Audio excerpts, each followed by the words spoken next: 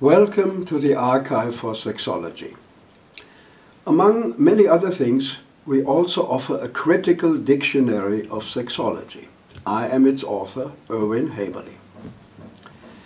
As in many other academic fields, there is also quite a number of misleading terms in sexology. Here I will discuss only one, the term genitals.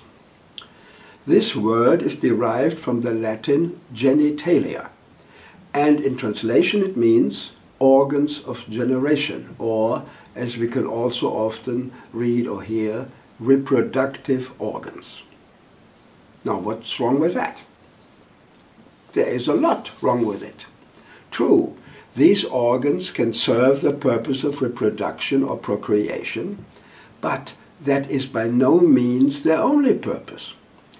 This is already obvious when we think about the clitoris, which has no reproductive function at all, but is still traditionally and mistakenly listed as a reproductive organ among the female genitalia. The term genitals is easily misunderstood as an exhaustive and exclusive description. Just because of the traditional and arbitrary name, some people conclude that the reproductive organs must never be used for any other purpose than reproduction. However, this is a logical fallacy. Let me give you an example. We use our mouth to eat and drink, something that is absolutely essential for our survival.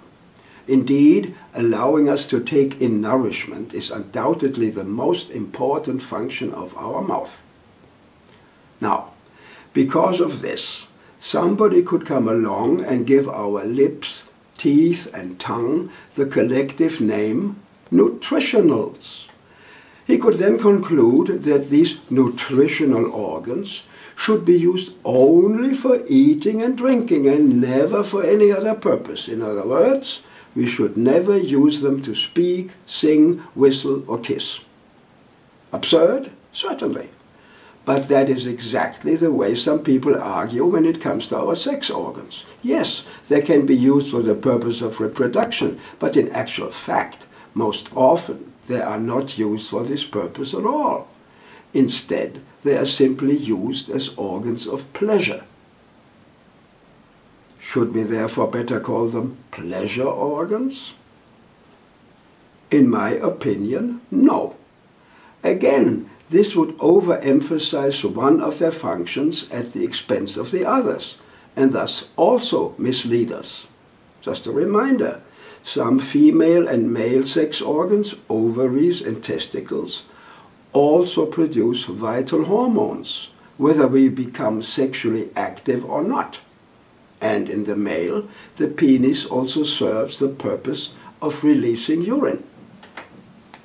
Obviously, the pleasure-giving capacity of our sex organs is important.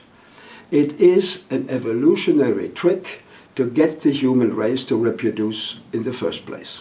And on the whole, this trick has been working quite well as long as the human race has existed. No argument there. But when you consider what people actually do, you cannot help but notice that most of the time, human sexual activity cannot possibly lead to reproduction.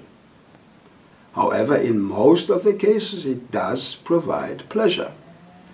So, let's take a sober look at the facts. Sexual intercourse between a woman and a man can lead to reproduction only during the few fertile days of a menstrual cycle. But the intercourse usually also takes place well before and after these few days. In fact, it usually continues during the woman's pregnancy and after her menopause, when she can no longer become pregnant.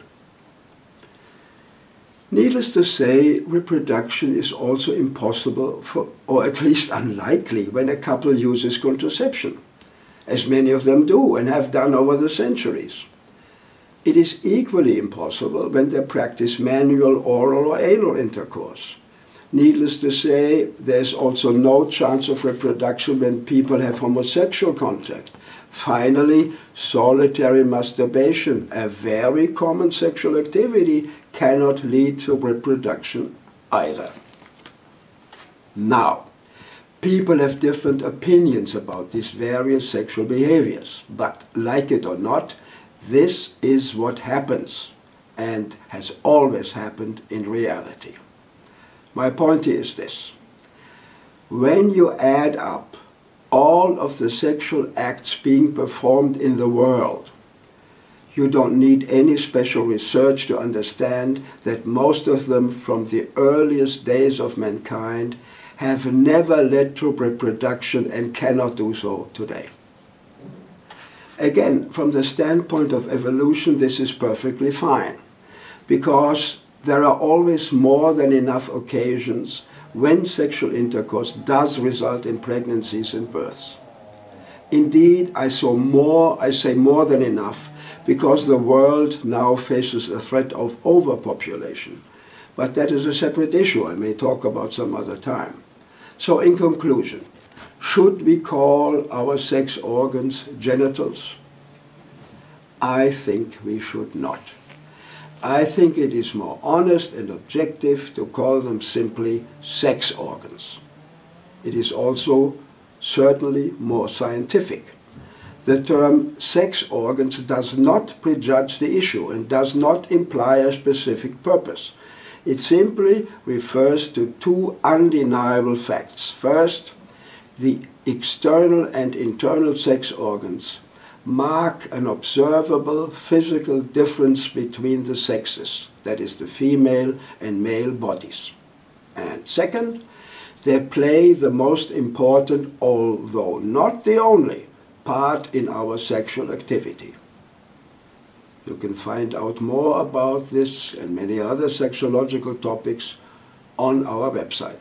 Here it is.